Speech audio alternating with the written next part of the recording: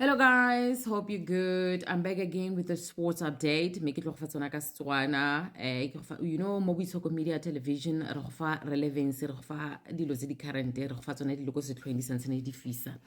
Mo bagaetso mo Boitshoko Media Television leina la me ke Simply Biam re lebala fa dikgang tse di etsang tsa FIFA tsa boditšhabatšhaba. Mme re boletse metshameko ya sena sa lefatshe ya go sutlhelela tota ya 2026. Dipego ke gore Gromente kana puso ya ka kwa Nigeria ya re mokgatlho o mogolo wa kgwele ya dinao ka kwa Nigeria o tshwanetse go nna le dikarabo kana ona maikarabelo a gore ba araba ka tsela ntseng jang fela fa morago gore ba tshameke maleka le naga ya Afrika Borwa mme le tatlhegelo ya bona kgatlhanong le naga ya Benin mo metshamekong eo ya go sutlhelela ga sejana sa lefatshe ka 2026 go rialo mogaetso. Mme puso ya ka kwa Nigeria ya re dipholo tsena ke dipholo tse di swabisang tota tse leng gore di kwa tlase ga e sa le Nigeria e tshameka mo metshamekong ya go sutlhelela ga sejana sa lefatshe. Ra re lebetse gore Super Eagles ga ise ba bone phenyo ga e sa le metshameko eo ya go sutlhelela ga sejana sa lefatshe e simolotse mme ba iphitlhela ba le kwa tlase mo Group C ba le kwa tlase tota mme seo ga se leng gore se itumedisa puso ya ka kwa Nigeria ba re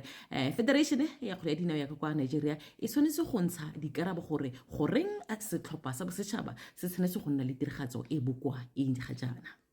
Re tswela pele re sentse re lebeletse tsona tseo tsa boditšhabatšhaba tsa kgwele ya dinao. Mokatisi wa moloba wa setlhophe sa Mamelodi Sundowns e leng Percy Tau o tla be a le gona mo setlhopheng sa ga Hugo Broos se se tla tshamekang le naga ya Zimbabwe ka kwa lebaleng la Free State ka kwa Bloemfontein mo letsatsing la gompieno ka ura ya borataro mo maitseboeng. Phenyo e tla kgontsha Bafana gore ba nne kwa setlhoeng kana mo maemong a ntlha mo Group C ka dintlha di le supa fa fela dipholo di ka tsamaya ka mokgwa setlhopha sa Bafana le di batlang ka gona. Mme go sentse go le jalo maAforika Borwa ba le bantsi kana barati le balatedi ba sa kgwele ya dinao ga ba itumelela tiragatso ya ga Percy Tau go bela gore seno se tla morago gore a se diragatse sentle mo metshamekong ya AFCON ya monongwaga mme ntse a setse morago ke dipuo se e leng gore goreng a santsene a le gona a le mo setlhopheng sa ga Hugo Broos fa morago ga tiragatso ya gagwe mo metshamekong ya AFCON. Mme go ntse go le jalo re tla re bona gore tiragatso ya gagwe mo letsatsing la gompieno e tla tsamaya ka tsela e ntseng jang. Re tswela fa re lebeletse metshameko ya DStv Premiership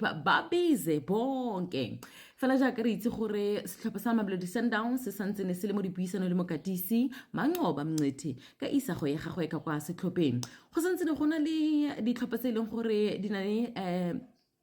tse e leng gore tota di bona di ka kwadisa Manqoba Mngqethe kana kgatlhego mo go ene gore a tle go nna mokatisi ka kwa ditlhopheng tsa bona. Re ba ka ditlhopha di akaretsa setlhopha sa Sekhukhune United fela fa morago gore ba kgaogane le mokatisi wa bona mme re lebeletse gape le setlhopha sa Kaizer Chiefs ba ntse ba lebeletse mokatisi Manqoba Mngqethe gore ba ka tla ba mo kwadisa ka kwa setlhopheng. Mme go santse go le jalo ga ke akanye ebile ga ke bone Manqoba Mngqethe a ka tsamaya ka kwa Krugerkopa. Re lebeletse gore Manqoba Mngqethe ke mokatisi mongwe wa bakatisi tota ba e leng gore tiragatso ya bona kana tiro ya bona mo kareng ya bona ya tsa kgwele ya dinao e go godimo thata ebile ba ipontshitse seo kana o itshupile seo ka go fenya dijana di dintsi ga a sale a le mo kareng ya tsa kgwele ya dinao. Ga ke bone gore o tla feletsa a tsamaya ka kwa setlhopheng seng sa Mamelodi Sundowns mme ke dingwe tse e leng gore re lebeletse fela jaaka re lebeletse go reka le go rekisiwa ga batshameki le bakatisi ka nako e ya thekiso. Mogaetso tla re be khutlo fa re boa gape re go solela tsona gape tse e leng gore di kwa setlhoeng tse di etsang tsa kgwele ya dinao mo Boitshoko Media Television. Leina la me ke Simply Biam, signing out.